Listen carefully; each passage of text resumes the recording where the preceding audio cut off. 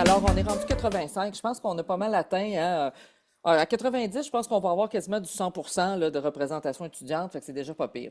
Fait que bienvenue à tous et à toutes. Comme je disais à l'UQAM, on se permet encore le toast, même si le gouvernement veut plus on dise des choses comme ça dans nos Est-ce que c'est comme communications, ça ça qu'on a l'air. prononce? Bon, moi, j'ai toujours pensé que c'était une abréviation de tous et toutes, mais si on dit Nous, tous, on c'est encore s'amuse à mieux. dire tous dans les cours, mais OK. écoute, je suis membre de l'IREF, l'Institut de recherche et d'études féministes. Fait que peut-être que c'est un usage que nous avons entre nous, n'est-ce pas? Mais je le trouve drôle. Alors, ben, écoutez, je vous remercie. Je rappelle, vos noms sont là, mais quand même, je rappelle, hein, je remercie, dans l'ordre où je vous vois à mon écran, Philippe Marcoux, hein, du Conseil de presse du Québec, Clara Barrette, une ex-étudiante hein, avec nous à l'UQAM qui est maintenant chez Hydro-Québec, Jean-Michel Lépine qui est chez Wave et Farnell Morissette qui est rendu. Farnell, je me suis permis de dire à nos étudiants que tu étais maintenant, hein, tu avais été recruté par une agence de créateurs de contenu sérieux, l'agence Valide, hein, et puis que là, on commençait à devoir associer, par exemple, au barreau, puis il y a des trucs comme ça un peu plus. Je vais vous donner d'ailleurs chacune la parole, brièvement pour présenter un peu votre parcours, parce qu'on arrive tous ici sous, je dirais, la grande bannière hein, de la création de contenu, mais on n'a pas tous le même parcours. Puis même les chargés de cours, hein, les profs associés, etc., je vous demanderais de peut-être me dire un peu aussi, en quelques lignes, d'où vous arrivez, parce qu'on a toutes, hein, les trois, des parcours très, très, très différents. Alors allons-y, je vais commencer avec Philippe. J'y vais vraiment dans l'ordre où je vous vois à mon écran. Oui, Philippe Marcoux, je suis le directeur de l'information et de la formation au Conseil de presse du Québec. C'est pas pour ça que je connais Nadia, c'est parce que avant ça, j'ai passé 28 ans à l'antenne de Radio-Canada dans différentes villes, dans différentes émissions. J'ai animé plusieurs émissions, j'ai fait du journalisme pour eux. Voilà. Moi, mon nouveau dada, c'est la déontologie journalistique et les questions qui intéressent beaucoup de monde, mais surtout Farnell, à savoir qui est un journaliste. On en a eu d'ailleurs de longues discussions à ce sujet-là. Alors voilà, c'est pour ça que je suis là, je pense. Ben oui, en fait, oui, parce que vous avez tous des liens. Hein. Tu as un lien avec Jean-Michel, tu as un lien avec Fernel. Il se passe bien, bien Oui. là, du rhizomage ici. Clara, je vais te demander de te présenter parce que t'es comme t'es un peu comme pour nos étudiants, là, le lien, tu sais, le lien entre tout ce monde-là, puis être formé en création de contenu à l'UQAM. Ouais, c'est ça. Moi, bonjour, moi c'est Clara, Clara Barrette. Je suis créatrice de contenu à Hydro-Québec. Ça va faire bientôt 3 ans. Puis je suis aussi comme créatrice de contenu. Je fais des contenus sur mes plateformes Clara, etc. Moi, j'ai un parcours, je dirais, atypique. Là. J'ai gradué d'une école de théâtre en 2020, en pleine pandémie. Ce fut une sortie de l'école chaotique. Je me suis cherchée, je me demandais, je m'en allais où, qu'est-ce que je m'en allais faire. Puis finalement, j'ai décidé de rentrer dans le certificat médias sociaux et organisation à l'UQAM, où j'ai rencontré nos magnifiques professeurs ici. J'ai été j'ai suivi 2 des cours de Claudie, puis j'ai été dans 4 semaines du cours de Nadia avant de devoir abandonner ce cours parce que j'ai eu la job à Hydro-Québec de création de contenu. Fait C'était quel que, ouais, cours, ça? c'était le Attends un peu, cours, c'était-tu je sais médias pas, je sociaux, suis relations publiques ou animation de c'était communauté en ligne? non, pas celle-là. Peut-être l'autre avant. Je suis plus OK. sûre. Ben, j'en donne tellement, hein. Je donne aussi médias sociaux numériques, puis Ouais. cyberculture. En tout cas, Ouais. Fait que ça a été mon parcours. Puis là, ben là, c'est ça. Fait que moi, formation de comédienne, puis là, je suis tombée dans la création de contenu. Fait que là, vraiment, toute une affaire là, d'être dans une société d'État, ça vient avec plein de défis. Puis on en parlera. Je pense que ça pourrait être oui, je pense que oui, parce que intéressant. être, je dirais, comme créateur enchâssé dans une organisation, c'est pas la même chose qu'être à son compte, hein. Il y a des nuances, puis il y a des petites règles à suivre. Je vais aller avec nos invités, puis je terminerai avec mes collègues enseignantes, avec Jean-Michel de Wavency. Yes, mais content d'être avec vous, là, puis de partager cette table ronde-là, du beau monde à cette table, on va dire, cette table virtuelle. Oui. Moi aussi, je suis un ancien étudiant de l'UQAM, j'ai fait communication Oh. marketing il y a peut-être 7 ans de ça. Le temps passe vite, puis c'est un super bon programme, je le conseille à tous. Euh, C'est ça, je suis content d'avoir un échange sur ce milieu-là, un milieu qui me passionne, les créateurs de contenu. Là, il y a 3 ans, avec Anto Tran, puis deux autres collègues, là, Maud Delval puis Laurence Mhm. LH, on a parti le Gala Influence Création, cofondé ça, duquel je suis encore producteur exécutif, là, un gros projet de reconnaissance culturelle là, pour cette industrie-là qui gagne à être connue, puis qu'on va avoir un talk là-dessus aujourd'hui. Puis de ce projet-là, en fait, est né là, l'ACREA, duquel on a aussi cofondé ça, duquel je siège aussi là, sur le conseil Mhm. d'administration, euh, qui est l'Association des créatrices et créateurs de contenu du Québec, donc l'organisation mère là, du Gala. Puis on essaie de développer pas mal de choses. D'ailleurs, avec Farnell, justement, là, qui s'est joint au CA là, récemment, sur des discussions avec le gouvernement, les institutions publiques, puis essayer de créer un narratif sur le fait que les créateurs de contenu relèvent du culturel et un petit peu encadrer ce milieu-là qui reste le Far West. Mhm. Puis ça ressemble à ça. Puis j'ai aussi, naturellement, en ayant fait communication marketing, ma petite boîte de com on the side, là, duquel j'ai cofondé aussi avec Edmond Delbar. Ben, merci Jean-Michel. D'ailleurs, je tiens à dire, le lien, c'est qu'en jasant avec Philippe, il m'a parlé de toi, puis de Farnell, puis j'ai commencé à faire des liens sur, OK, on a deux pôles, là, les créateurs de contenu, les journalistes, puis ça se rejoint au milieu avec des gens comme Clara, puis avec l'enseignement qu'on fait. Je trouvais que c'était vraiment intéressant. Et d'ailleurs, dans cette intersection-là, il y a aussi Farnell Morissette qui commence à, je veux dire, je dis commence, mais quand on dit là, que c'est intergénérationnel, les jeunes et les plus vieux et les très plus vieux te connaissent aussi parce que tu interviens sur des domaines, je dirais, qui touchent un peu tout le monde. Alors, je vais te demander de te présenter. Oui, bonjour. Fernand Morisset, mon vrai métier d'adulte, je suis avocat en droit des affaires, je travaille pour un cabinet à New York, à distance de Québec, mais c'est pas pour ça que je suis ici. Je suis ici parce que j'ai une présence sur les médias sociaux que j'ai moi-même encore de la difficulté à définir clairement. Mais je dirais que je commence à adopter un titre ou une description comme, disons, peut-être chroniqueur indépendant. Je sais pas, j'ai de la misère encore, j'essaye des mots Hmm? différents. Entre autres, ça m'amène à être, oui, un peu une espèce d'intersection entre le monde de l'information, de l'activité sociale, des médias sociaux et de plein d'autres choses. Ce qui fait de moi, j'ai l'impression, un cas charnière dans plusieurs questions sociales qui sont devant nous. Ouais, merci, Fernel. Patricia, brièvement aussi, puis ensuite Claudie. Excusez-moi, je dis brièvement, mais vous comprenez que c'est pas, je veux pas vous Ben, non, non, censurer. ben, on est plusieurs. Ben non, maintenant, il n'y a Oui. pas de problème. Bonjour tout le monde. Donc, moi, collègue, justement, de l'UQAM, chargée de cours depuis 14 ans déjà. Euh, ouais, j'ai commencé au bac en relations publiques. Là, je suis plus au bac en com marketing et au certificat. Et pure UQAMienne, bac en relations publiques, début des années 2000, maîtrise en gestion à l'école de gestion à l'ESG. Donc, l'UQAM tatoué sur le cœur là, depuis très longtemps.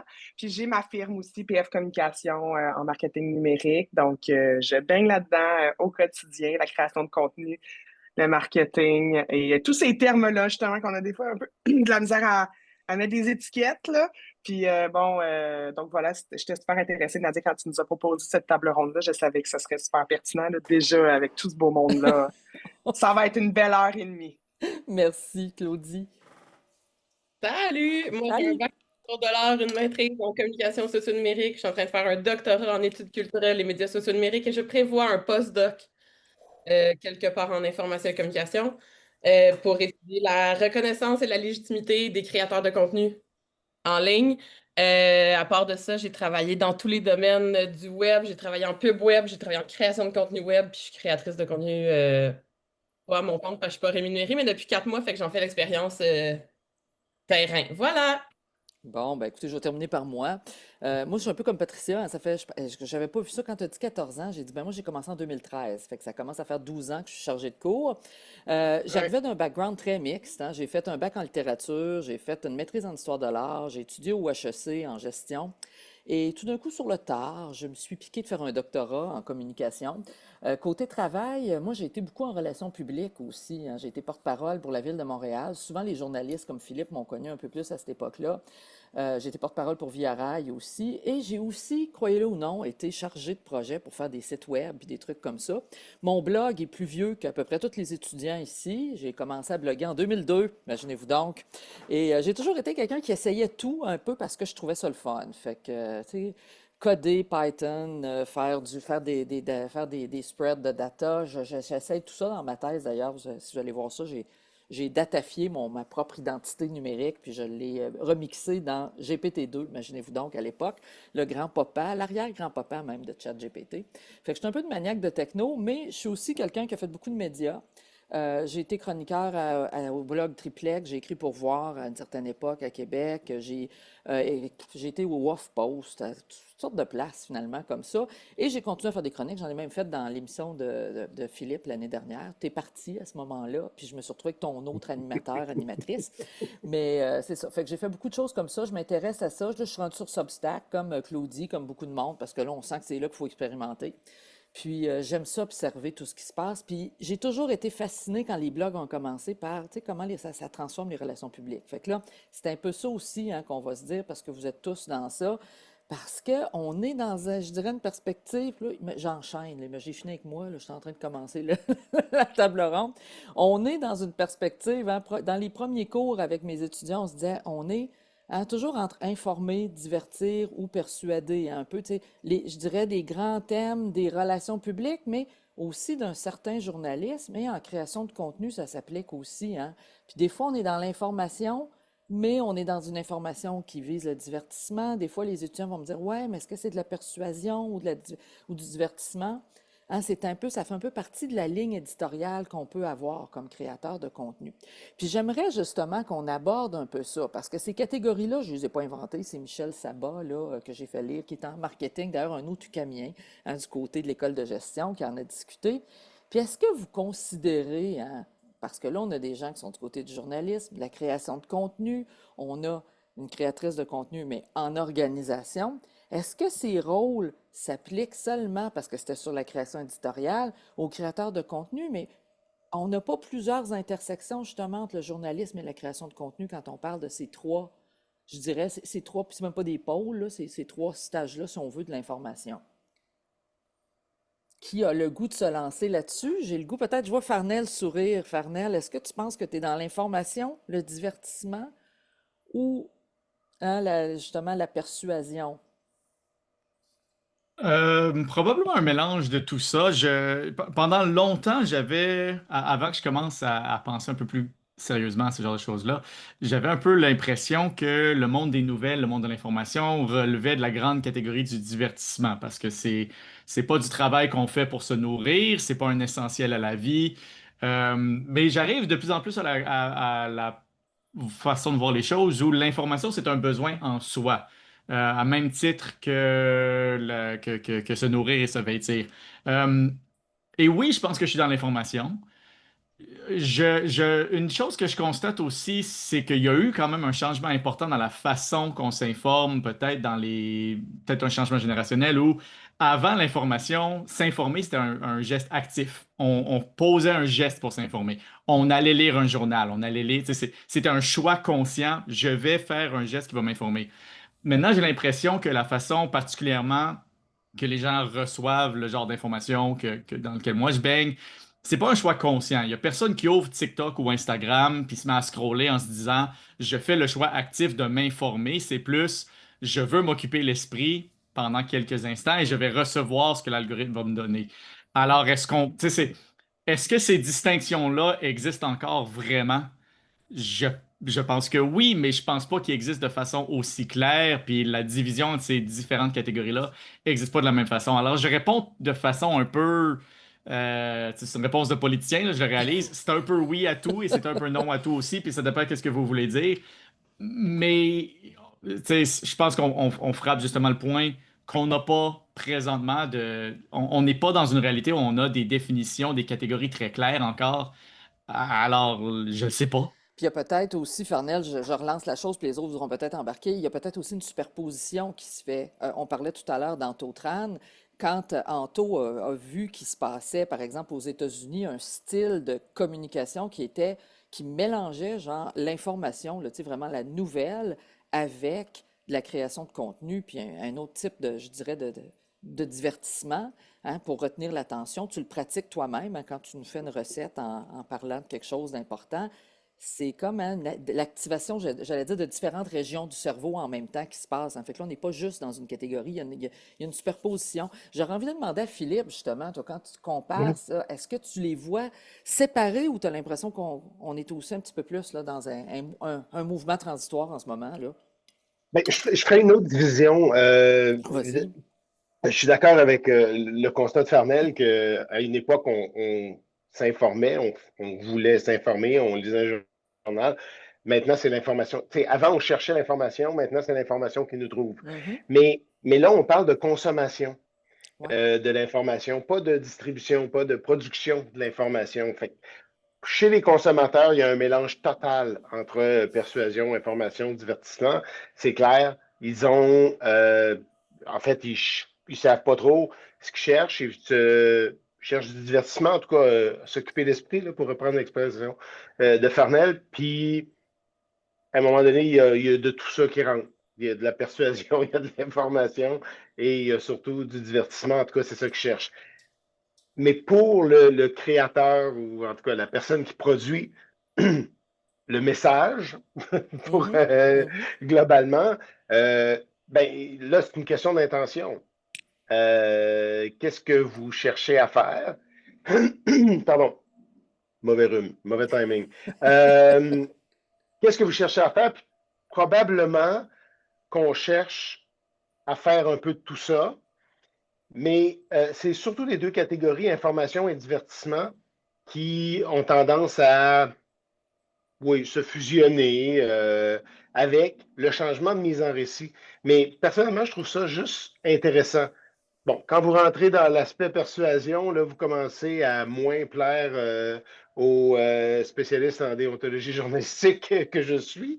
Mais euh, je dis souvent dans mes formations, si vous voulez faire de l'information sur un unicycle en jonglant avec des chainsaws en feu, ben, grand bien vous fasse, là. Si vous pensez qu'il y a un public pour ça, puis que, tu sais, ça peut être le fun, bravo. Mais, tu sais, moi, j'ai un guide, là, puis il faudrait quand même que votre information soit vérifiée, puis complète, puis qu'elle respecte certains principes, là, tu sais. Euh, Là, quand vous rentrez dans l'aspect persuasion, ben, on est ailleurs. On est Ce rendu qui ne veut pas on est dire rendu dans que la j'ai pas envie. publicité, là, ouais. Oui, mais ce qui ne veut pas dire que j'ai pas envie que vous suiviez une partie, à tout le moins, là, des principes du guide. Puis, je ne veux pas ramener ça juste au guide, mais tu sais, c'est des grands Mhm. principes d'honnêteté dans votre communication, même si vous le faites pour des fins de persuasion. Puis même nous, on a une catégorie dans le guide, on divise le journalisme d'opinion puis le journalisme factuel. Bon, le journaliste d'opinion, est-ce que son intention, c'est la persuasion ou il est simplement en train de vous fournir une façon de vous Mhm. faire une opinion? Bon, on peut rentrer là-dedans, là. Ouais, c'est ça. Il y a différents degrés à Mais identifier, c'est ça, moi, effectivement. voilà. Mais il y a différents degrés exactement dans la Ouais, persuasion, là. Ouais. ouais. Puis je vois là, que tu es vers la fin, fait que je vais aller vers Jean-Michel, parce que toi, tu te retrouves avec des créateurs de contenu. Vous êtes comme une nouvelle catégorie, je dirais, de professionnels, littéralement. Là, tu sais, professionnels, je dirais de la communication, parce que tu sais, si l'information est là, vous êtes vraiment dans le registre communication. Puis, est-ce que ça fait partie des discussions que vous avez? Parce que je sais que le côté publicité avec les réseaux sociaux, ça a été une grosse affaire, là. Est-ce que c'est de la pub ou c'est pas de la pub? Puis, tu sais, les hashtags ads sur Instagram, est-ce que c'est encore dans les préoccupations que vous avez, là, par exemple, à la Créa? Oui, beaucoup, mais on est plus dans la phase de discussion, mettons, que dans la phase d'action, de mise en place des trucs. Ceci dit, on travaille sur des choses en ce moment là, qui vont prendre un certain temps à développer, comme un guide de bonne pratique, comme Mhm. c'est pas, il y a aussi le milieu qui commence à s'autoréguler un petit peu là, avec une charte qui est sortie l'année dernière, des trucs comme ça, charte éthique. Le milieu est encore vraiment jeune. Puis bénéficier un petit peu puis, on a eu beaucoup de discussions dans la dernière année là, avec les agences de représentation, avec le milieu institutionnel et tout ça, pour savoir un petit peu c'est quoi. Tu sais, c'est sûr qu'on s'en va vers une régulation quelconque. Puis le milieu veut s'autoréguler, mais je pense pas qu'on va s'autoréguler à la bonne vitesse pour être capable de faire en sorte que le consommateur, au final, soit protégé. Puis je pense que ça doit être le consommateur, la personne qui a son sel devant il faut qu'elle soit protégée. Puis le fait qu'il n'y ait pas de barrière à l'entrée dans ce milieu-là, on n'est plus dans justement des modèles de télé que il y avait quand même, tu sais, ça prend du temps, là. Ça prend des efforts à avoir ton émission de télé pour faire en sorte que tu passes dans ces seuls quatre postes-là. Là. Je reviens plusieurs décennies en arrière. Mais aujourd'hui, c'est j'ai un sel à 60$, 100$ par mois. Puis maintenant, je peux parler au monde entier. La dynamique est différente. Puis c'est ce genre de questions-là qu'il faut se poser. Puis ça aussi, je pense qu'il y a une responsabilité sociale d'un peu tout le monde de justement flaguer quand que. Parce que tu sais, le conseil de presse le fait bien avec la presse, mais comment tu peux le faire au niveau de autant qu'il y ait autant de créateurs de contenu, puis ça, d'avoir un système qui va être mis en place, qui va être fonctionnel pour pouvoir flaguer ces choses-là, puis qu'il y ait moins de débordements. Ça va prendre du temps. Là. Fait que je pense que c'est ça. On a une petite responsabilité sociale, un petit peu tout le monde en ce moment, de bridger ça, de faire le pont avant que le milieu s'autorégule, puis tout ça, puis qu'on ait des façons de voir justement que ce créateur-là fait du contenu informationnel divertissant, tout ça, ou c'est plus vrai justement dans l'information, dans la persuasion. Peut-être que justement, c'est une source plus fiable que quelqu'un qui a juste pris son sel pour dire que la crème solaire, mais ça donne le cancer. Là, tu sais. Oui, on a eu un beau scandale avec ça hein, pendant l'été là, sur la crème solaire. Ça s'est parti en frippe un peu, cette histoire-là. Mhm. Ouais, ouais. Fait que c'est faire en sorte justement que le métier s'autorégule, c'est des questions qui sont sur le bout de nos lèvres en ce moment, puis on a beaucoup de discussions par rapport à ça, pour qu'est-ce qu'on peut faire, puis c'est de le faire bien aussi, là, de le faire avec l'industrie, de le faire pour, pour un peu tout le monde. Faut que les étapes se fassent dans le bon ordre. Merci, Jean-Michel. Clara, toi, tu communiques dans un contexte où est-ce qu'il y a déjà des normes, pas mal, hein? Parce qu'Hydro-Québec, là, je racontais à un moment donné une conférence que j'avais faite aux grands communicateurs, puis il y avait du monde d'Hydro-Québec qui était là, puis c'était juste avant que Jonathan Côté, là, Ouais. commence à pouvoir vraiment, tu sais, faire un petit peu plus ce qu'il voulait faire dans les réseaux sociaux. Puis on m'avait dit, Hydro-Québec utilisera jamais les réseaux sociaux, c'est bien trop dangereux. D'un coup, qu'on sort un message qui n'est pas conforme à ce que notre présidence, puis etc., veut, il ne faut pas faire ça. Mais là, on est rendu avec une créatrice de contenu à Hydro-Québec. Fait que donc, la confiance en vous comme communicateur a augmenté dans les 10 dernières années. Ouais, la confiance en nous a augmenté, elle n'est pas acquise. Tu sais, tu parlais Ouais. du fait que justement, que là, ben ça doit faire une dizaine d'années peut-être C'était qu'il y avait 12 ans peur à peu près. C'est une douzaine d'années, ouais. C'est ça. Il y avait peur le 12 ans, ils ont encore peur Ah, aujourd'hui. OK. Tu sais, moi, ça reste que c'est un travail très rigoureux parce que c'est sûr que c'est pas comme, ça doit pas être comme une PME, tu sais, où t'as moins de yeux sur toi, là, tu sais, à Hydro, c'est des enjeux sérieux, ça a des impacts sérieux sur le Québec, sur les gens. Puis, tu sais, nous, je dirais, dans mon expérience à Hydro, tu sais, les trois grandes catégories, j'ai jonglé avec les trois, mais tu sais, nos deux principales, c'est Mhm. vraiment informer puis divertir. Ouais, Mais je trouve que tout est très interconnecté ouais. parce que, tu sais, on va créer un contenu pour divertir, mais on va donner un peu d'informations, puis ça fait que ça va persuader les gens d'être d'accord peut-être avec nos projets ou juste comme de s'intéresser à nos projets parce que nous, veut pas, à Hydro, il va y avoir des changements dans les prochaines années. Mhm. On sait qu'il va y avoir des projets, la filière éolienne va être plus développée. Il y a plein de choses on a besoin de mobiliser les gens. Fait Ouais. qu'on a besoin de les informer puis de les persuader, mais comment on fait pour qu'ils aient le goût de participer à ce qu'on fait? Bien, on essaye qu'ils nous aiment aussi. Puis ça, c'est là que divertir est vraiment important Parce et que vous pertinent. ouvrez, tu sais, quand tu dis persuader, c'est que vous avez même, tu sais, genre consommation d'énergie, réduire la C'est consommation. ça. Là, vous avez à travailler, tu sais, comme à changer des comportements. Vous avez à travailler à aller chercher, je dirais, le consensus sur certaines technologies que vous allez employer pour augmenter, par Mhm. exemple, l'énergie disponible. Fait que tout ça, là, l'acceptabilité sociale de certaines choses, Ouais. c'est dans une persuasion, mais tu sais, une persuasion, je dirais, plus vertueuse que persuader d'acheter, par exemple, Oui, oui, des espadrilles Nike à 800 $. Là, vous êtes vraiment dans une persuasion on essaie de voir dans un contexte pour le bien du Québec, disons, là. C'est ça, tu sais, exact, tu sais, en fait, on veut sensibiliser les gens à la transition énergétique, Ouais. puis les convaincre d'embarquer dans le mouvement, de nous aider à faire ça. Donc, en réduisant sa consommation d'électricité, en s'intéressant à des nouvelles technologies qui peuvent aider à faire ça, comme les thermostats intelligents.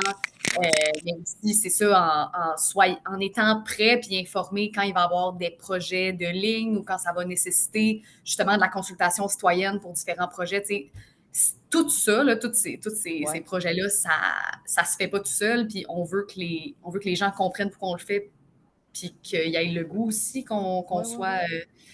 d'être là-dedans. Fait que, bref, moi, ça fait partie de ma grosse... C'est une mission extrêmement complexe avec beaucoup d'enjeux. Oui. Fait que, tu sais, je sais pas comment ça s'applique parce que moi, tu sais, je suis pas journaliste du tout. Tu sais, moi, j'ai le billet d'Hydro-Québec là, quand je fais des contenus pour eux.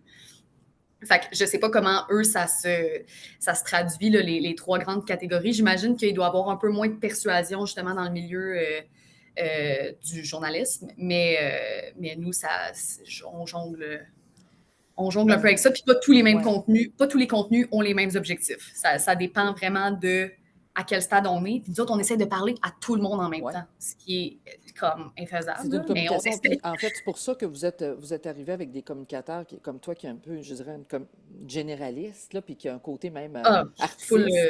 Parce Ben que oui. je le vois, puis là, Philippe va peut-être, puis je vais voir qu'est-ce que Philippe Farnel et Jean-Michel vont penser, mais moi, j'ai l'impression des fois que vous êtes comme des journalistes, j'appelle ça en chassé, parce que même moi, quand j'ai travaillé en industrie comme porte-parole, j'avais été journaliste, mais j'étais rendue porte-parole, puis je devenais une spécialiste avec un billet qui était favorable à mon organisation.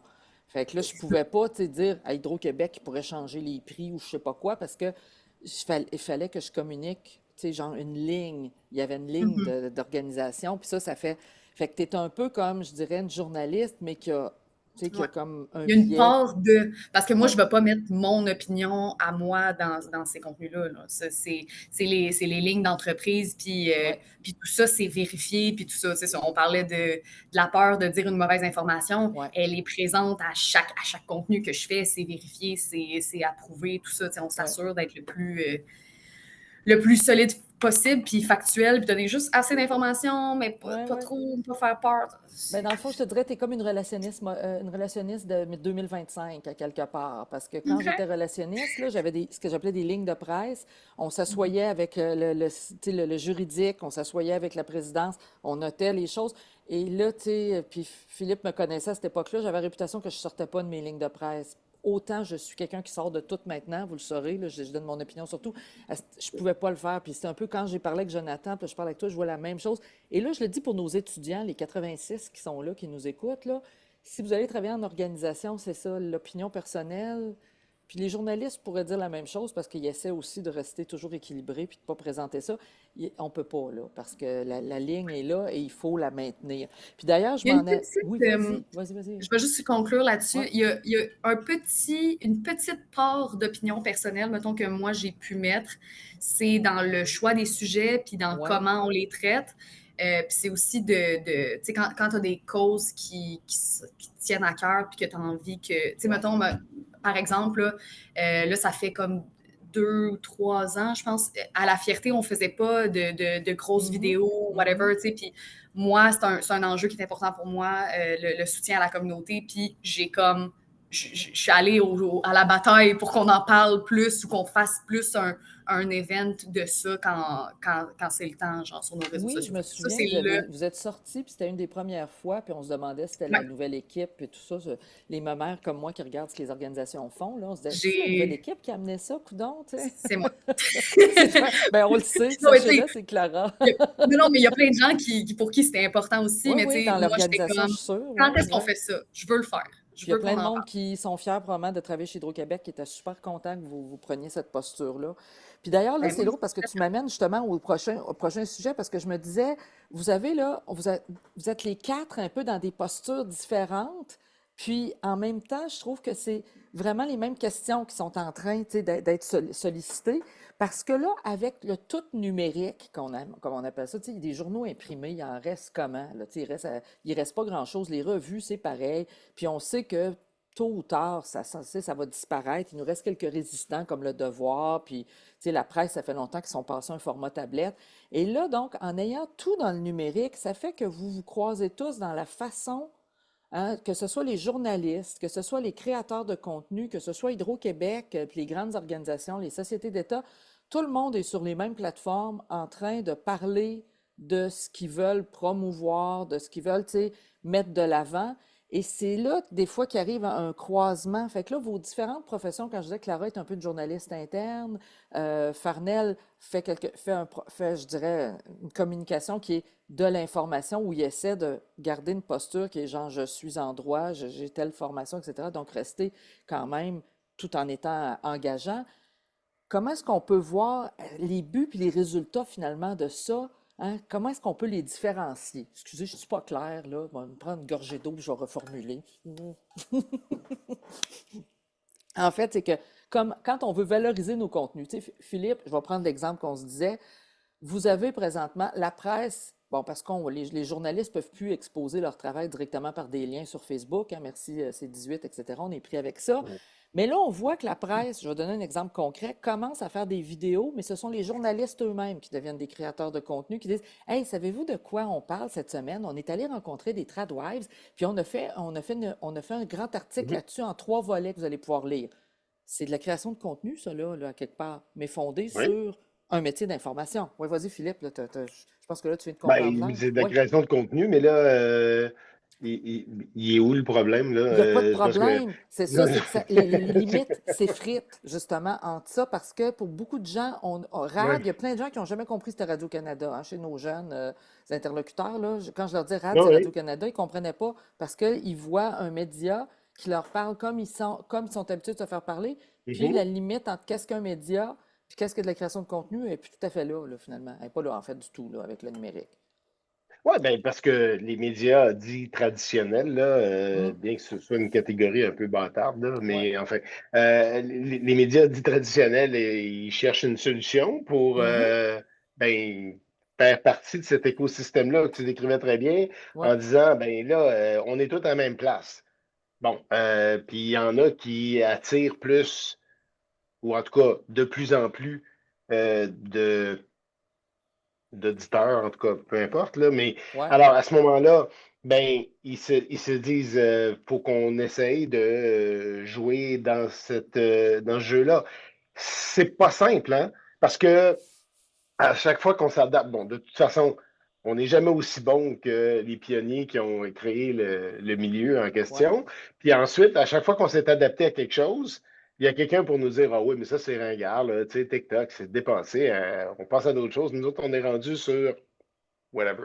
Tu sais, la nouvelle patente qui est arrivée, puis là, ben, les médias traditionnels sont encore en train de courir après cette affaire-là parce que ben, c'est des paquebots, puis c'est beaucoup plus difficile à déplacer et qui veulent respecter certaines normes. Ça aussi, ça complique la vie, là. Tu sais, c'est Ouais. sûr que ça crée une forme de carcan de dire, ben oui, mais on ne peut pas faire l'information exacte, tu sais, comme n'importe quoi, là. On doit respecter On n'a des pas le même principes. appareil technologique pour communiquer sur ces réseaux-là que quand on est dans une salle de presse. Genre, fait que ça vient un petit peu avec un débat, tu sais, comme Ouais. un déséquilibre un petit peu. Je parle pas de déséquilibre dans l'information, mais pour la personne qui essaye de faire les deux en même temps. C'est finalement qui Ouais. se dit, est-ce que je vais laisser tomber des exigences que j'avais parce que je suis rendu sur TikTok? Puis là, c'est drôle parce que je vois, est-ce que tu avais terminé, Philippe, là-dessus?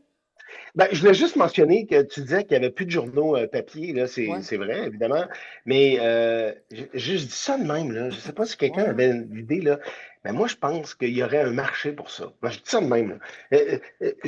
Le journal, là, l'avantage qu'il y avait, Parnell le disait tout à l'heure avant, on ouais. lisait un journal.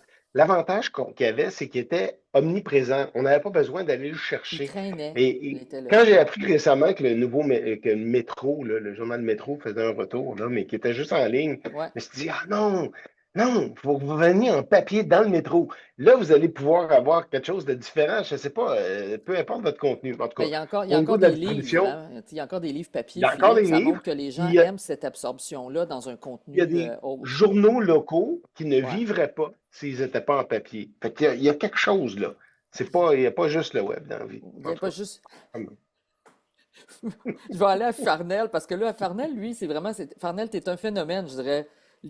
Un phénomène, excuse-moi, là, ça a l'air péjoratif, mais ce que je veux dire, c'est que tu as émergé par le web. T'es pas quelqu'un que j'ai connu dans le Devoir ou ailleurs. On t'a connu par les réseaux. Fait que je suis sûr que toi, la question te rejoint particulièrement, tu sais. Ben, moi, ce que je remarque surtout, c'est qu'il y a une façon qu'on parle du numérique qui me Ouais. semble très différente de nature de la façon qu'on parle des autres médias.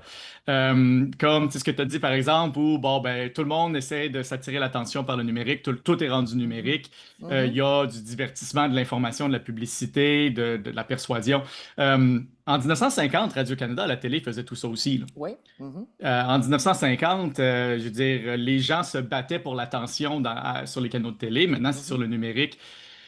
Mais pourtant, on n'a pas cette façon-là de parler, disons, de la télévision. Quand on parle des médias comme la télévision, la Ouais. radio, on va généralement aborder les gens par leur fonction, par le fond de leurs propos. Mhm. Et peut-être parce que c'est encore nouveau, quand on parle du numérique, on parle des gens par le médium qu'ils utilisent. C'est un peu comme si, tu sais, le fait que moi et Clara, par exemple, on est tous les deux sur les médias sociaux, qu'on est amalgamés ensemble, ce serait un peu comme, je pense, dire que Céline Galipo et Karine Vanasse font la même chose parce qu'ils sont tous les deux téléviseuses. Euh, j'ai l'impression qu'on est encore, parce que c'est encore relativement nouveau, parce qu'on ne sait pas exactement comment l'aborder dans notre société encore, on voit tout ça comme si c'était juste une patente, une bébelle, Ouais. mais qu'on est peut-être en train de se faire aveugler par la nouveauté du médium pour manquer de vue que les fonctions traditionnelles Ouais. qu'on retrouve dans les médias traditionnels existent encore et on devrait plutôt voir les gens de cette façon-là. Oui, je pense que il y a un mix là-dessus, mais tu sais, quand on dit nouveau, quand même, Facebook a 20 ans, 21 ans maintenant. Moi, je veux dire, j'ai un compte Twitter qui a 18 ans. Je veux dire, tu sais, c'est pas. Puis j'ai un blog qui a 23 ans. Fait que c'est pas nouveau. C'est vraiment parce que je pense aussi, puis là, je vous donne mon esprit d'opinion. J'ai tout le temps une opinion sur tout, là, excusez-moi. C'est vraiment, j'ai l'impression aussi que c'est les outils de ceux qui regardent qui sont pas à jour. C'est pas nécessairement ceux qui produisent, parce que tu sais, quand tu me dis la télé, là, puis Philippe, tu seras peut-être pas content. Moi, j'ai pas fait beaucoup de télé, puis j'avais toujours l'impression que la télé, c'était un peu la vacuité, alors qu'à la radio, on avait le temps de dire les choses. Tu sais, il y a une hiérarchisation qui s'est faite aussi dans ces médias-là, tu sais. Fait que c'est ça, oui. Puis Claudie, gêne-toi pas quand tu veux prendre ton micro. Claudie nous dit c'est tellement pas nouveau, c'est une génération au complet qui est née avec ça.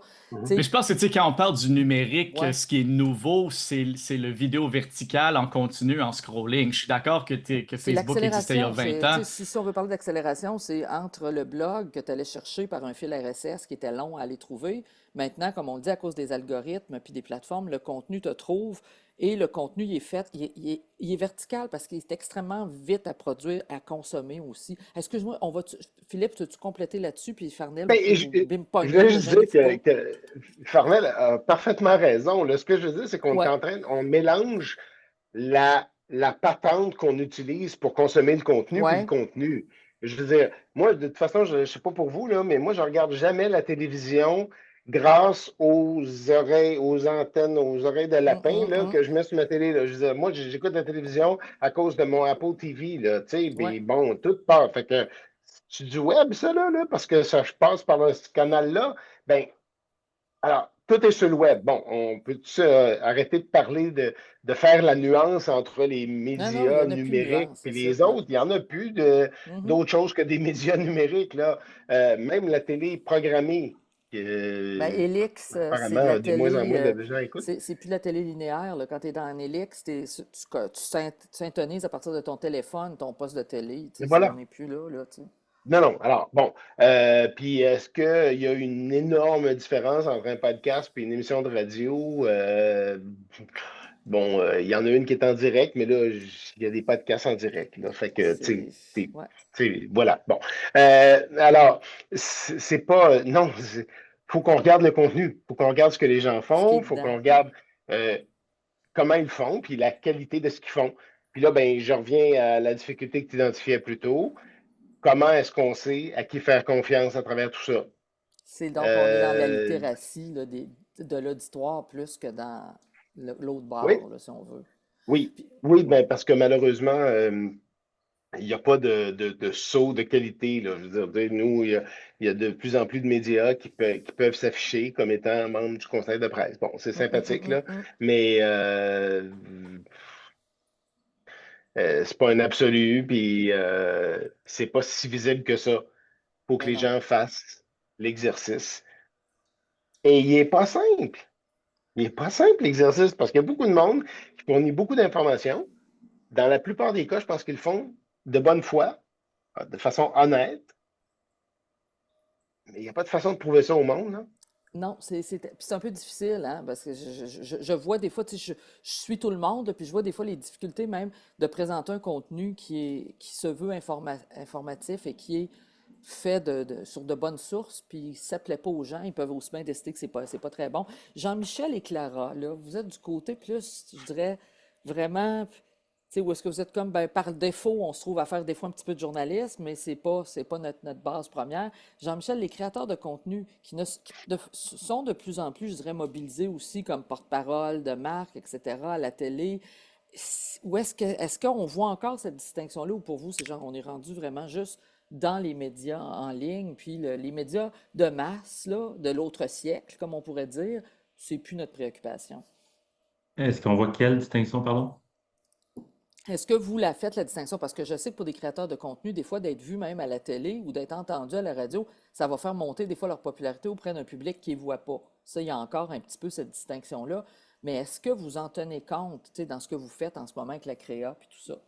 C'est une bonne question. Je pense que c'est vraiment du cas par cas. De la façon qu'on le voit un petit peu, c'est qu'on a plus avantage à mixer les médias à travers le contenu qu'on veut parler de. Tu sais, je rejoins un petit peu Fernand et Philippe là, sur l'aspect de le, c'est le contenu qui est important. C'est pas, c'est les médias changent, les façons de consommer changent, mais après ça,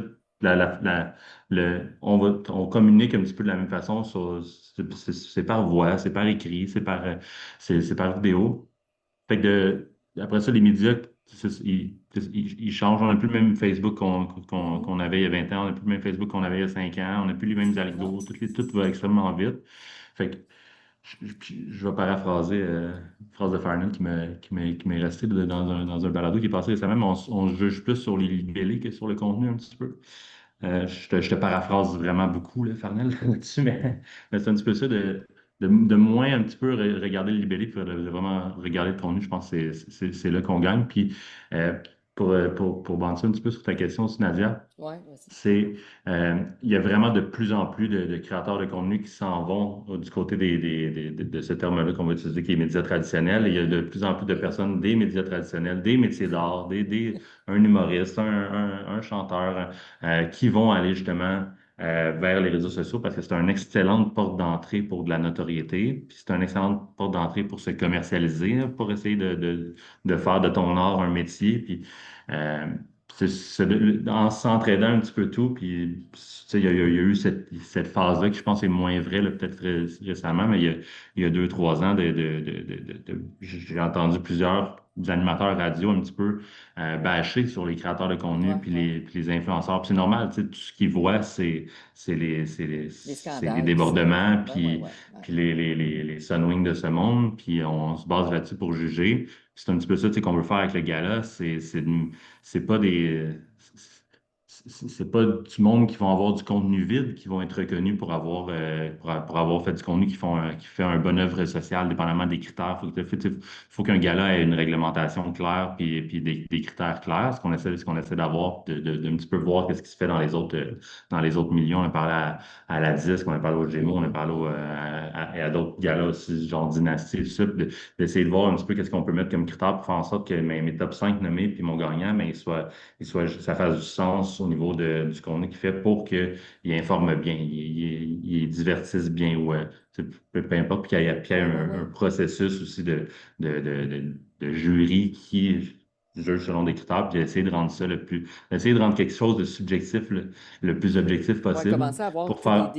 des balises là, pour vous, comme Ouais, dans l'industrie de la création de c'est ça. contenu, finalement, là. Puis en mettant ça justement de l'avant, puis est-ce qu'un gala c'est nécessaire? Non. Puis, mais en mettant ça de l'avant, mais ça l'influence d'autres mondes un petit peu à faire un petit peu de même sur les bonnes pratiques, puis justement de savoir un petit peu plus d'être mieux entouré aussi, puis de savoir que quand je fais de l'information, de la persuasion, mais il faut que je montre que j'ai un processus en arrière de ça qui justifie le fait que je vous donne de l'information qui va être véridique ou, euh, ou plus travaillé, mettons que juste vraiment que j'ai lu un headline sur une page Facebook un petit peu qui abuse l'algo avec des sites un peu louches, puis que là, ça, mon Clickbait. headline, c'est ce que j'utilise, ouais, clickbait, que j'utilise ce headline-là pour réagir en ayant juste lu le headline puis donner de l'information selon ce que je pense, qui n'est pas backé par rien. C'est là que le manque de barrière à l'entrée puis vient un petit peu rendre le tout difficile, là, mais je pense que ça va beaucoup, ça va beaucoup évoluer for sure là, dans Puis, les prochaines puis années ce que sur je vois, en fait, puis là, pour la continuer régulation. là-dessus, puis ça arrive, on arrive comme vers notre dernier bloc, ce que je vois en plus que vous avez en commun du côté de Jean-Michel puis de Philippe, et ça touche pas mal aussi Farnell puis Clara, c'est que présentement, tu sais, nous, là, les gens qui nous écoutent, là, c'est une nouvelle génération d'étudiants, d'étudiantes en communication qui commencent, qui s'initient hein, au métier de la communication. Certains vont aller peut-être en relations publiques, en journalisme, mais ils vont presque tous avoir à négocier avec, créer des contenus, parce qu'on ne parle plus juste de faire un communiqué, hein, on va faire une vidéo souvent maintenant. Puis ça, tu sais, comme je dis, le paradoxe tantôt, quand Claudie disait, c'est pas comme si nouveau. Je veux dire, en 2010, je faisais des conférences, moi, pour expliquer aux gens en relations publiques comment mettre leur communiqué en vidéo au lieu d'être plate puis de juste faire un texte. Tu sais, c'était comme déjà quelque chose qui se discutait. Fait que c'est pas comme rien de nouveau. Mais là, on est dans un environnement, le côté technologique, lui, se transforme, il n'arrête pas. Là. Tu sais, je veux dire, comme tu disais, le Facebook, Jean-Michel qui était là il y a 20 ans, il ne ressemble pas à celui d'il y a 5 ans, puis il ne ressemble pas à celui même de la semaine dernière, parce qu'ils sont toujours en train d'essayer de gosser dans leur interface puis leurs algorithmes pour voir comment essayer de continuer à faire de l'argent, puis etc., puis de mobiliser de l'AI, puis tout ce qu'on veut. Fait que les enjeux de formation, là, ça ressemble à quoi? Puis, tu sais, puis là, j'irai même pas avec les deux plus évidents, je vais aller avec Farnell puis Clara, parce que vous êtes des personnes... Oh, Farnell est comme, oh non, pas moi, s'il vous plaît. Tu sais, parce que dans le fond, vous avez eu des formations dans... J'étais pas, ça allait pas faire de vous, tu sais, Farnell, un créateur de contenu, puis Clara, tu t'en es en communication, mais tu sais, communication, ça aurait pu être écrire des communiqués puis transférer des données, tu sais, ça aurait pu être bien des choses que tu aurais pu faire. Mais là, vous vous retrouvez dans un rôle où vous, d'une part, Farnell communique de l'information par la création de contenu, puis toi, Clara, tu mets en forme de l'information organisationnelle dans des contenus en ligne. Fait que dire de la formation à ce niveau-là? Ça serait quoi pour vous autres la formation idéale, si on parle à nos étudiants là, qui nous écoutent? Clara, tu as ouvert ton petit micro, t'es prête? Ouais, je peux y aller. Mais tu Vas-y. sais, hey, pour vrai, je pense qu'il faut être la meilleure formation, là, ben je pense qu'il y a un profil typique de gens qui va triper dans la création de contenu, puis c'est des gens curieux, puis c'est des personnes qui sont des généralistes, en fait. Parce que Ouais. moi, c'est exactement ça. Là. Moi, je suis curieuse, puis je continue. On me dit, fais attention à ce que tu vas dire. Ouais, OK, je vais faire attention.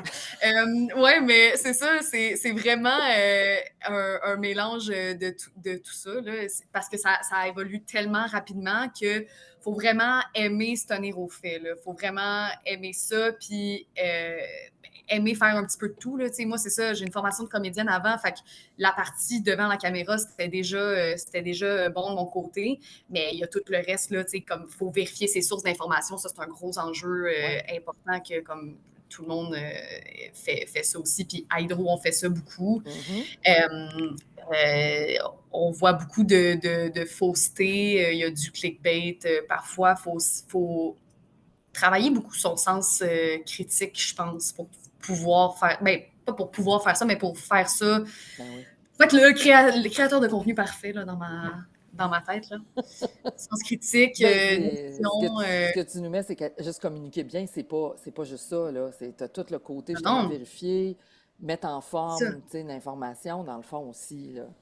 Oui, puis, tu sais, moi, justement, il y a beaucoup une job de vulgarisation que je fais, Mhm. puis nous, souvent, c'est un running gag interne, là, mais on se pose la question, est-ce qu'on se parle à nous-mêmes? Puis moi, c'est vraiment la question que j'aime me poser souvent parce que là, mes collègues sont comme « Ah oui, mais là, il y a une nouvelle affaire sur les éoliennes. Savais-tu que les pales d'éoliennes sont comme ça? » Je suis comme « Moi, je suis contente que toi, tu cares, mais je sais Ouais. que les gens s'en calissent. » Donc, comment on peut faire On passe pour de prendre ça à cette information-là? sensibiliser, c'est ça. C'est ça, qui est pas du tout sexy, Ouais. que même, tu sais, moi, je me remets dans ma tête avant d'être à Hydro. Tu sais, là, je suis rendue full geek là, de l'électricité. Là, j'ai du fun, j'aime ça, les détails nichés. Mais avant, j'en avais rien à cirer. Fait Ouais, que ouais. comment je peux me remettre dans cette posture mentale-là pour intéresser les gens que je sais qui s'en foutent, puis que justement, on est dans l'économie de l'attention. Tu vas sur ton téléphone, l'information te saute aux yeux, tu n'as même plus à la chercher. Fait que là, comment je convainc les gens d'écouter quelque chose d'Hydro-Québec alors que tu t'en allais Capter chez l'attention, puis, c'est ça. Capter l'attention, finalement. exact. Si on est dans une économie de l'attention, là.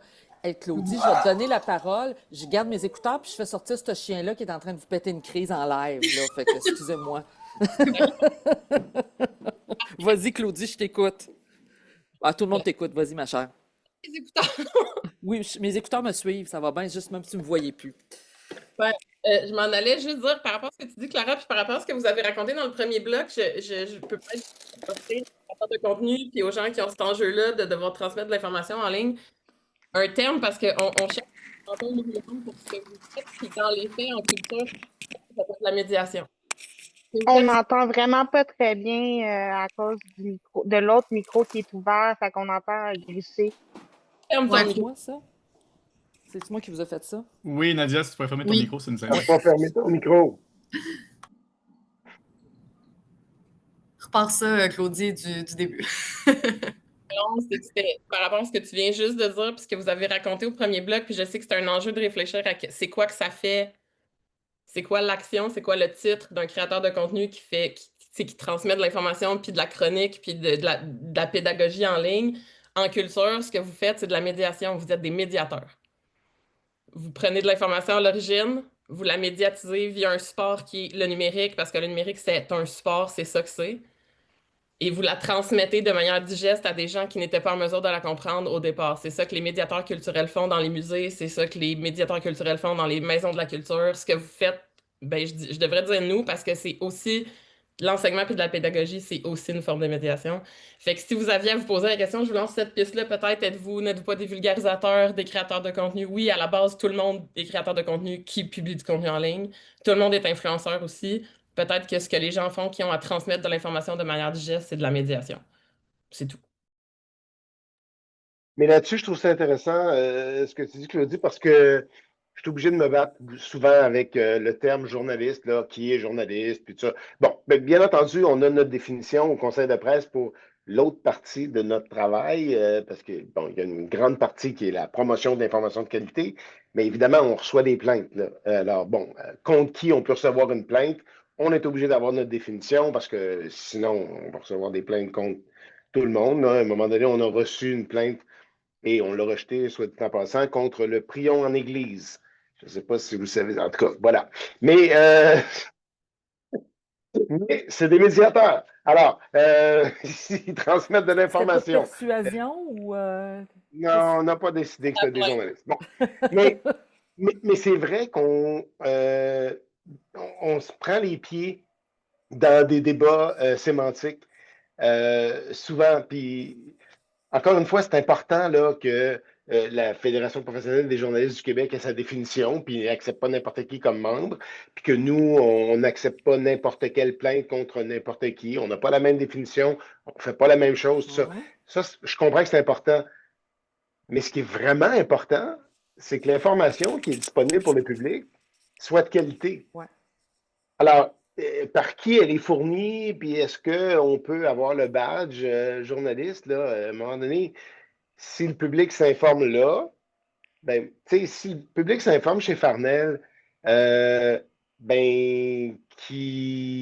que Farnell tombe dans ma définition de journaliste, ça m'importe peu. Je veux que Farnell fasse de l'information de qualité parce que c'est là qu'on s'informe, là, tu sais. Ben, c'est drôle parce que toi, Claudie vient de dire dans les commentaires, finalement, c'est l'identité, hein, le nom de la personne, c'est bien ce que je te comprends, qui forme de la reconnaissance. Et là, c'est drôle parce que j'arrive avec un autre point que je n'avais pas mis dans mon affaire, mais à laquelle je songeais. J'avais une conversation dans le même genre comme ça avec des étudiants avec Paul Wells il y a quelques semaines. Et Paul disait, ben, dans les fameux grands médias de masse, là, il dit l'identité, il dit, on veut de moins en moins que les gens soient tu sais, très reconnus, soient très. Tu sais, un Farnell, par exemple, même dans un média présentement comme Radio-Canada, probablement qu'on tu sais, on le formaterait un peu plus. Tu sais, il faudrait qu'il change un peu, il faudrait qu'il s'efface un peu. Je t'en avais un peu parlé de ça, Philippe. Et là, ça veut dire que la signature personnelle qui fait que ces personnes-là peuvent être des fois, on va se le dire, on va parler de marketing, là, ceux qui sont en marketing, leur signature est un petit peu plus forte que celle de leurs médias des fois, tu sais, en termes de leur marque personnelle. Ça, c'est quelque chose là, qui fait qu'il y a des gens qui s'en vont travailler ailleurs. Tu sais. Ben, Farnell, eh ben oui, c'est ça. De parler le radio, ben oui, mais moi aussi, regarde, écoute-moi parler présentement, puis les gens se rendent compte que quand je suis à Radio-Canada, je parle pas pareil, là, tu sais, quand je fais une chronique, puis tout ça. Fait qu'il y a toute cette question-là du formatage et de la marque. Parce que, tu sais, justement, prenons Paul Wells, les jeunes, je sais que vous ne le connaissez pas nécessairement, vous irez chercher parce qu'il est très ironique, vous allez sûrement aimer sa façon d'écrire. Paul était rendu plus fort souvent que les marques où il était, tu sais, en termes de reconnaissance, des fois, tu sais, dans le Canada anglais, puis tout ça, puis le Canada français aussi, là, tu marches à Montréal avec, les gens le reconnaissent. Il y a beaucoup de gens, là, on pense à Alexandre, est-ce que je me trompe, je la rebaptise pas, là, Alexandre Alexandre Drolet. Drolet, oui. Ben, Mhm. c'est ça, ces gens-là sortent de nos médias de masse cooptés, crédibles, pour devenir des créateurs de contenu. Et souvent, leur marque devient plus forte. Puis on le voit aux États-Unis, le mouvement est fort. Des gens qui quittent le Wall Street Journal, qui quittent des grosses publications parce qu'ils se disent, ben vous voulez pas de ma marque parce que, tu sais, vous voulez que je me conforme un peu plus puis que je rentre dans le moule. Puis moi, c'est pas à mon avantage parce que ma crédibilité, comme Claudie le disait, c'est mon nom, c'est ce que j'apporte. Ben, Ariana Huffington, effectivement, Farnell a été comme une des premières à nous arriver avec ça, tu sais. Et il y a beaucoup de gens, Elizabeth Plank, etc., tu sais, qui ont leur nom. Et leur nom est rendu un symbole d'une certaine, hein, d'une certaine crédibilité.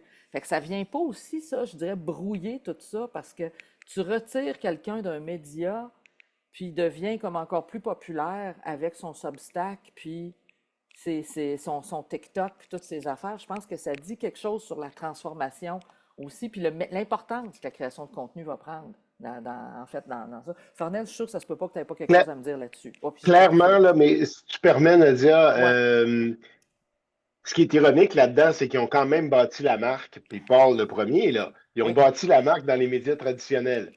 Oui, croisement. Je te dis pas que c'est la seule façon. Il y a évidemment des gens qui sont des natifs de la création de contenu, mais Paul a travaillé pour tous les journaux au monde. Là. Oui, je sais, il travaille à National Post, Puis, tout, ouais. ouais.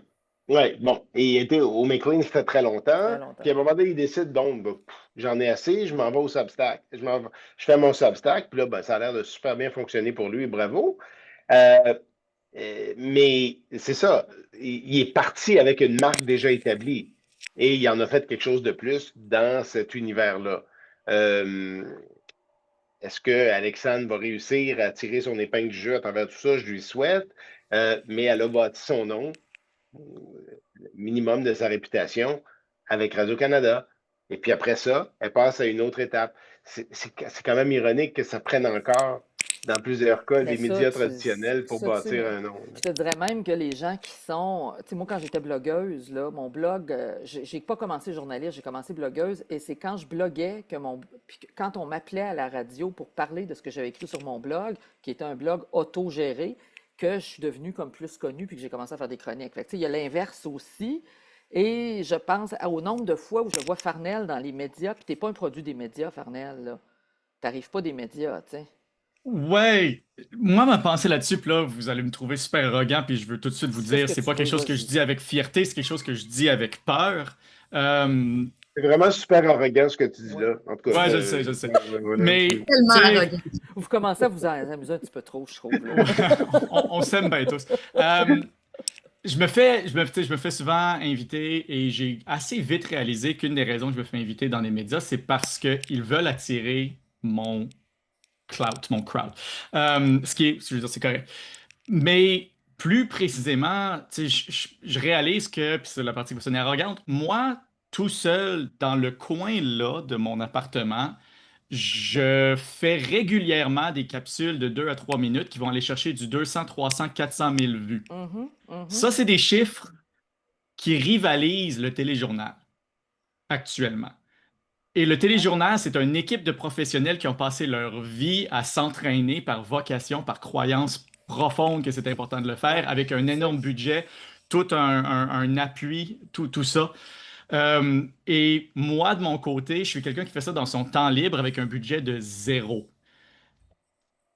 C'est pas normal. Ça devrait pas être ça, la réalité. Et le fait que des gens, et je suis pas le seul, qui sont capables de sortir de cette façon-là, je pense, devrait mettre le feu sous les chaises de plusieurs personnes qui en font non seulement leur travail, mais qui en font leur mission sociale et qui sont à l'intérieur d'institutions. Puis ces gens-là sont brillants, là, puis je sais qu'ils sont pleins d'idées, mais qui sont à l'intérieur d'institutions qui leur permettent pas d'innover comme ils voudraient le faire. Et moi, j'en reviens toujours à ça. C'est pas que les gens quittent les institutions, puis là, soudainement deviennent plus gros.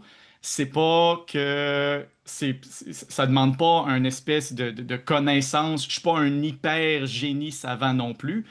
C'est juste que moi, ma formation au complet, c'était le Python upload, puis qu'est-ce qui marche pas, on taponne jusqu'à ce qu'on fonctionne. On a la liberté de le faire quand on n'est pas à l'intérieur d'une Mhm, institution. mhm. Et je pense, sans avoir la réponse complète, mais la rivalisation, elle est probablement là. Les institutions ont peur de taponner.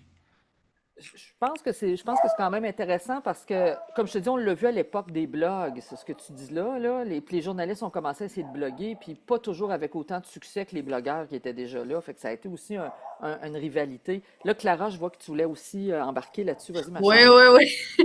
Oui, parce que ben moi, je suis dans une organisation, puis on a peur de se tromper, c'est ça, Ouais. beaucoup, tu sais. Puis la quantité de vidéos que j'ai faites qui sont jamais sorties, il y en a beaucoup qui traînent là, dans mes affaires à cause d'un micro-détail qu'on est comme ah, on l'aurait pas dit comme ça, ou genre ah, on se penche longtemps sur une stratégie de contenu, puis finalement, la vidéo qui a marché, ça m'a pris 10 minutes parce que c'était un flash que j'ai eu. Tu sais, c'est vraiment là, l'agilité est importante, puis les grandes organisations ont peur ou on a de la difficulté à être agile parce que ben, des fois, c'est des gens qui sont moins à l'aise avec les plateformes qu'on utilise qui prennent les décisions. Puis ça a de l'impact quand même Mhm, mhm. qui fait que toi, Farnell, dans ton salon, dans ta cuisine, tu peux être vraiment plus agile puis reprendre ton approche dépendamment de ce qui fonctionne, de ce qui rejoint les gens. T'sais. Mais le Puis, but, c'est toujours de rejoindre les gens. Fait que l'agilité, c'est assez important. Là, ben, puis tu vois, Mais Farnell là, excuse, je vais juste lire le commentaire de Farnell qui dit, moi, il dit, si on veut comparer, j'en ai pas de stratégie. Il essaye des affaires, à ce que je comprends, puis des fois, ça marche. Tu sais. ouais, mais là, je ne veux pas défendre les Radio-Canada de ce monde, là, Oui, même vas-y. si j'ai encore un tatouage, là, même si je ne travaille pas pour eux. Là. Mais il faut quand même reconnaître que, ben, comme Hydro-Québec, euh, ils ont quelque chose à perdre. Ben oui. C'est normal qu'on soit. Absolument. Absolument. C'est pas. Je comprends, là, qu'on soit prudent chez Hydro-Québec. Mhm. Les conséquences d'un mauvais message sont pas mal graves, pas mal plus graves que un mauvais vidéo de Farnell. Bon, ça pourrait lui valoir de perdre pas mal d'abonnés, là, je comprends, mais bon, les conséquences ne seraient pas si dramatiques. Puis il nous l'a dit tout à l'heure, il y a une autre job. Mais euh, mais qu'on soit plus prudent et qu'on doive maintenir, puis je reviens à la question qu'on posait tout à l'heure, comment on sait qu'on peut faire confiance à certains fournisseurs de contenu, là?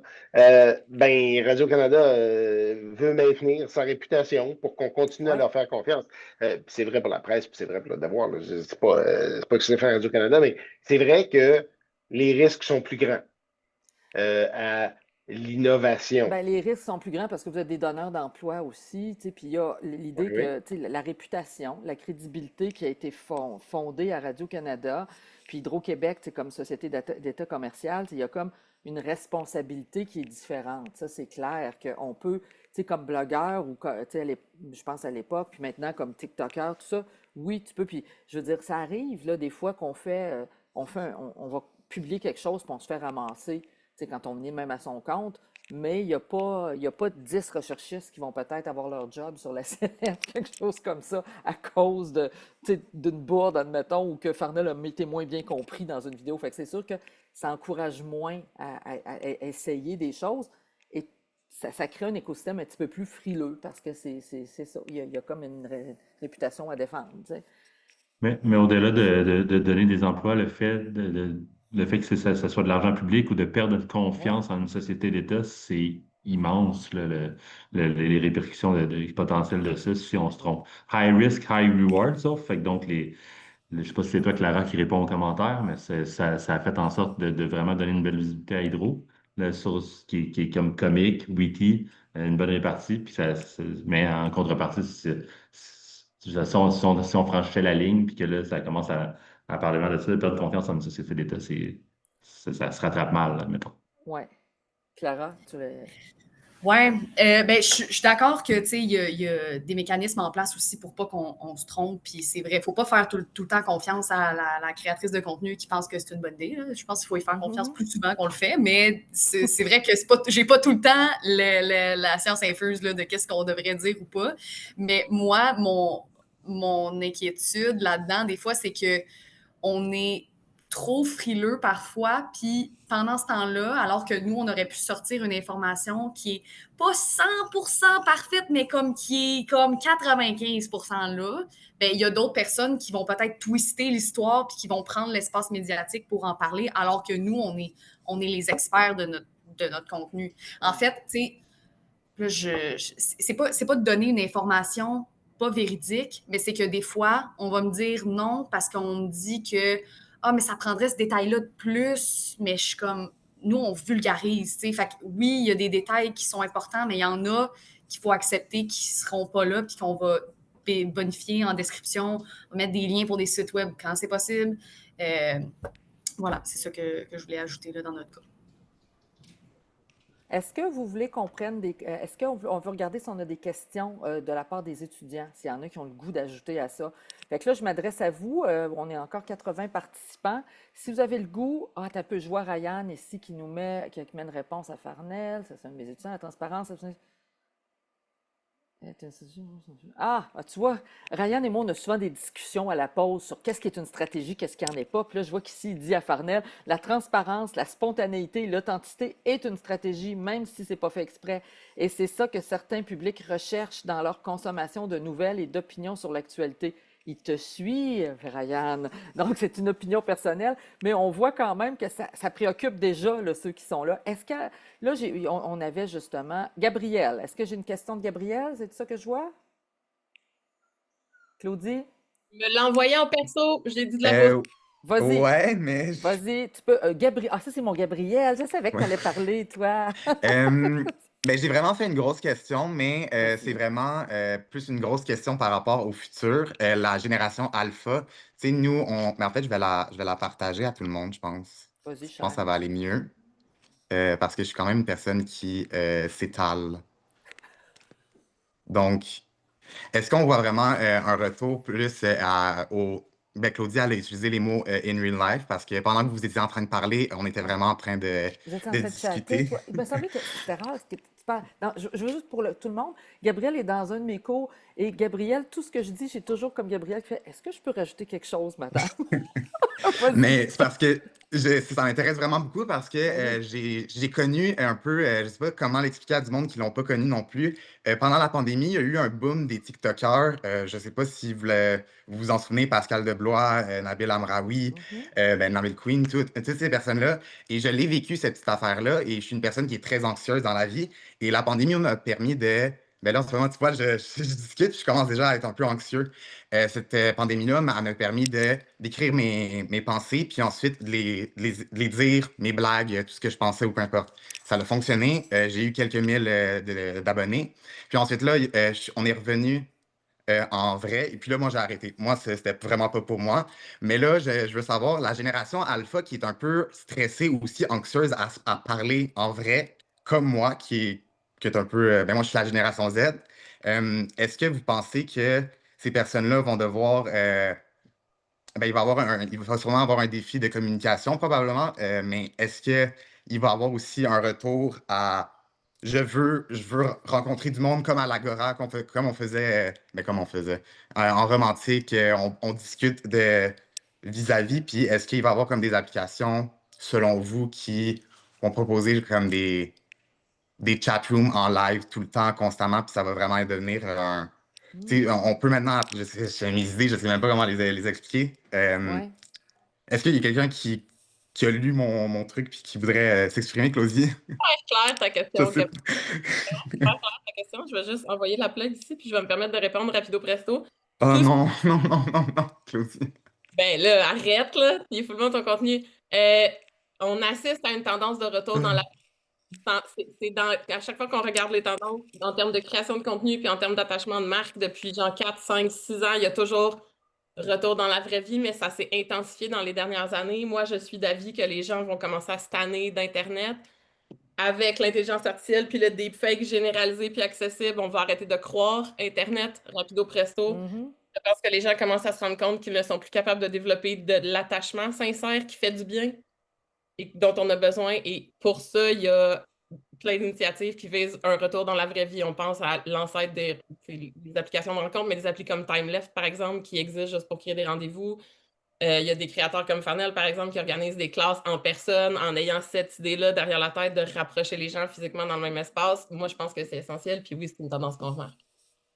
Parce que c'est ça, moi j'ai fait un bac, j'ai fait mon cégep pendant la pandémie. Ensuite, j'étais comme, je suis le meilleur communicateur, je vais aller en enseignement, je vais être bon. J'ai fait 1 an et demi, puis ensuite j'ai réalisé qu'il y a beaucoup plus qui va dans l'enseignement. Et c'est pour ça que j'ai choisi ce programme. C'est pour ça que ma question, je me pose beaucoup sur la prochaine génération. Ces changements-là, je les vois, puis je trouve qu'ils nous ressemblent beaucoup, mais en même temps, ils sont tellement élevés d'une manière différente. Donc, c'est. Je pense que ce qui est intéressant, c'est surtout, genre, ben, ce qui est intéressant là, dans ce que vous avez discuté, c'est l'équilibre, tu sais, entre justement le fameux tout numérique et le fait de rentrer en contact avec des gens. Puis Patricia, juste avant Jean-Michel, je pense que tu voulais ajouter quelque chose là-dessus. Ben, Compléter. rapidement, parce Ouais.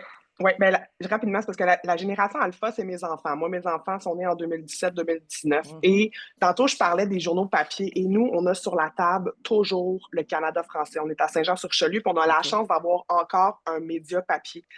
Et on s'est posé la question, mon chum et moi, parce qu'on ne le lit pas tout le temps. Parce qu'on s'entend qu'il y a des fois, c'est des affaires très, très locales, là, tu sais, le petit coin de rue de le gars qui n'est pas content que son stop n'a pas été rajouté au coin de la rue d'un tel puis d'un tel. Mais on se dit, moi, il y a toujours eu la presse qui traînait sur la. Puis même si je ne la lisais pas. Mais là, au moins, on a encore un journal papier. Puis je veux que cette génération-là, que je veux que mes enfants aient encore accès à de quoi de papier. Parce que justement, il y a un retour. Si je veux montrer des trucs à mon garçon qui a 8 ans, il se fait parler de Donald Trump à l'école, puis là, mon Dieu, Donald Trump, c'est un tueur, il va venir nous tuer. Puis ils sont tous, puis je suis comme, OK, attends un peu, là. On va juste ramener, parce qu'ils se font dire des affaires, puis entre eux autres, hein, les jeunes, les petits, là.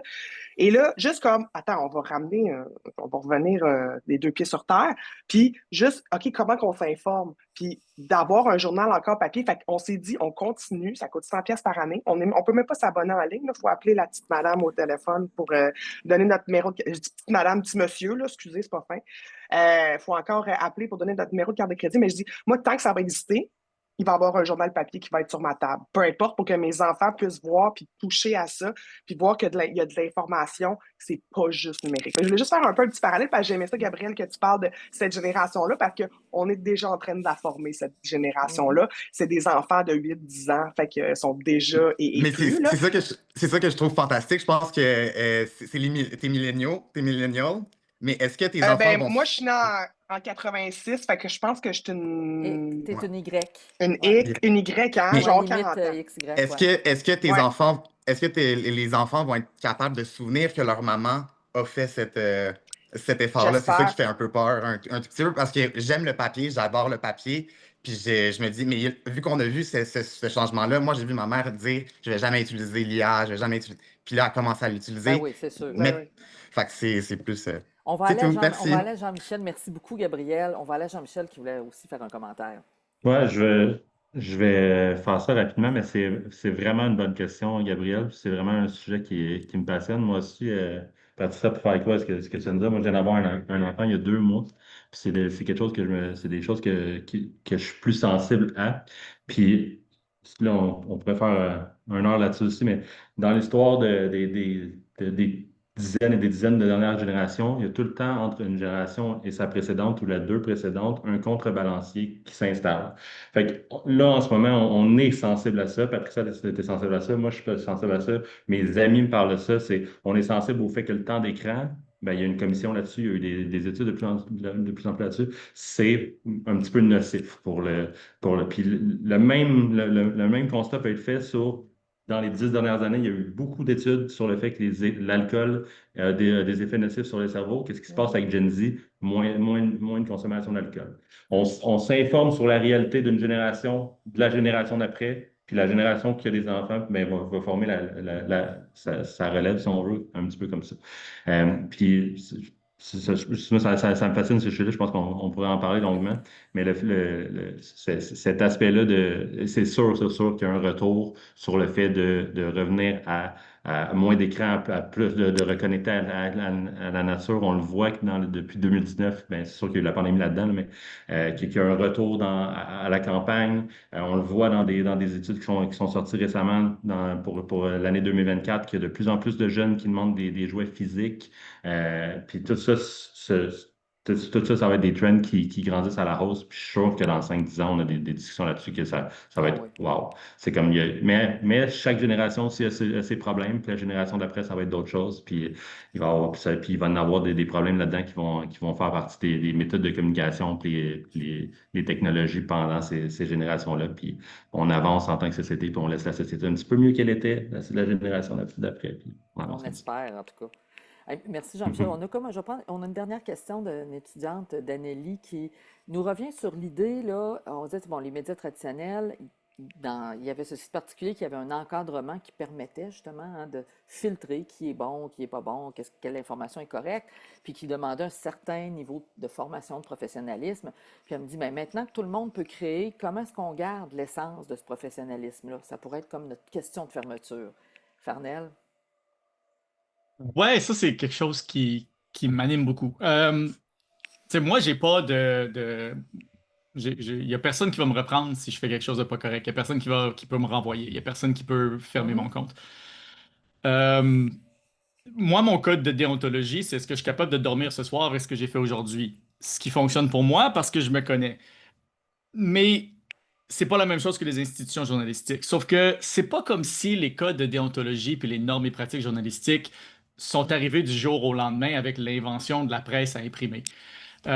Si on remonte il y a assez longtemps, Le Devoir, par exemple, Le Devoir, à son origine, a été créé avec un angle éditorial pleinement assumé. Si on remonte même plus loin que ça, j'aime ça des fois aller lire les archives nationales des journaux publiés en 1860, 70, 80. Hey, les choses qui se publiaient, là, c'était choquant. Ça passerait même pas sur Radio X aujourd'hui. Puis pourtant, c'était ça. Là, je comprends que ça fait une génération que ça existe, les médias sociaux. Le scrolling en continu, les vidéos brain rot, ça fait à peu près 5 ans. C'est encore, je le maintiens, au niveau social, au niveau culturel, tout nouveau. Et ça va prendre, je pense, au moins quelques générations pour qu'on absorbe et qu'on se bâtit une certaine immunité contre les mauvaises pratiques et que socialement, on exige des meilleures pratiques jusqu'à ce qu'éventuellement, socialement, on va se mettre à rejeter le genre de créateur de contenu qui fait de la scrap. Mais ça va prendre du temps. Alors, je pense que c'est vraiment beaucoup une question. Il ne faut pas comparer ce qui se fait présentement sur TikTok à ce qui se fait présentement à Radio-Canada. Il faut comparer ce qui se fait présentement sur TikTok à ce qui se faisait 5 ans après l'invention de la presse à imprimer et voir l'évolution de cette façon-là. Là, on remonte à Gutenberg, là, on est loin, bon Dieu, au 15e siècle. Mais de toute façon, c'est parce que tu parlais de la ligne éditoriale, Farnell, puis je passe la parole tout de suite à Philippe. Ben, on enseigne ça aussi, je pense, mes collègues et moi, en création de contenu, parce que avoir son ton, puis avoir sa ligne, puis savoir pourquoi on parle, ça fait partie aussi des enseignements aussi en création de contenu. Philippe, vas-y. Ben, mais je suis d'accord encore une fois. J'arrête pas d'être d'accord avec Farnell. Je suis d'accord avec lui que c'est un phénomène de société. On peut pas, tu sais, parce qu'on dit comment est-ce qu'on s'assure qu'on va maintenir un certain niveau de professionnalisme. Mais en tout cas, je veux pas ouvrir une boîte de Pandore, là, mais on va pas faire ça en distribuant des cartes de presse établies par le gouvernement qui, bon, un statut garanti. Ça change rien, là. Je veux dire, les créateurs de contenu vont continuer à faire de la création de contenu, même si on leur dit qu'ils n'ont pas le droit de s'appeler journaliste. Mais c'est vrai, ça va être au public de s'habituer puis de faire, ben, je sais pas, de faire ses devoirs pour savoir à qui on peut faire confiance, de voir qui vit selon certaines normes, oui, déontologiques, là, mais je veux dire, euh, on n'a pas, c'est vrai, là, que avant les années 50, là, à tout le moins, là, les médias étaient loin d'être Mhm. impartiaux, disons-le comme ça. Puis, je pense pas non plus que ce soit pas possible de faire de l'information de qualité avec un point de vue. Vous avez un point de vue, vous avez une idée, un public cible, une sorte de sujet que vous traitez. Si vous le faites de qualité, ben voilà, c'est de l'information de qualité. Si vous le faites bien, en respectant certains principes, encore une fois, sur l'exactitude et l'indépendance, parce que c'est possible d'être indépendant de son sujet, même si on a un point de vue, là. Je disais. En tout cas, mais il va falloir que ce soit les consommateurs de cette information-là qui fassent le travail. Malheureusement, il n'y a pas de façon de distribuer des sauts de qualité, là. Non, mais merci, Philippe. Écoutez, je pense qu'on pourrait s'arrêter comme ici même pour la table ronde. On est rendu il est presque 2 heures. Hey, je vous remercie. Je pense qu'on a brassé vers la fin. On était rendu à brasser des affaires, je pense, pas mal intéressantes pour les étudiants. Mais là, je sais qu'il y en a quelques-uns qui ont des cours aussi dans pas long, là, à 2 heures. Puis il y en a, pardonnez-moi, il y en a quelques-uns qui ont quitté. Alors, ben, je vous remercie tout le monde. Pardon, mon Dieu, je vais me mettre à m'étouffer juste à la fin, hein. On dirait une émission de Radio-Canada pendant une épidémie de COVID. Voilà. Pardon. T'es trop émotive, c'est Je le l'émotion. sais, mais moi, c'est ça. Moi, pas donner mon opinion, c'est bien dur. C'est ça l'affaire. Fait que je remercie tout le monde. Philippe, Jean-Michel, Farnel et Clara. Je vous remercie vraiment. Votre participation a été très, très enrichissante, je pense, pour tout le monde. Merci à Claudie et Patricia aussi, hein. C'est super que vous ayez embarqué dans ce projet-là puis que vous ayez contribué à faire ça. Elliot nous remercie aussi. Merci tout le monde. Je vais aller prendre mon petit sirop pour la toux. Je pense qu'on est rendu là. Fait que- Bon, Nadia! OK.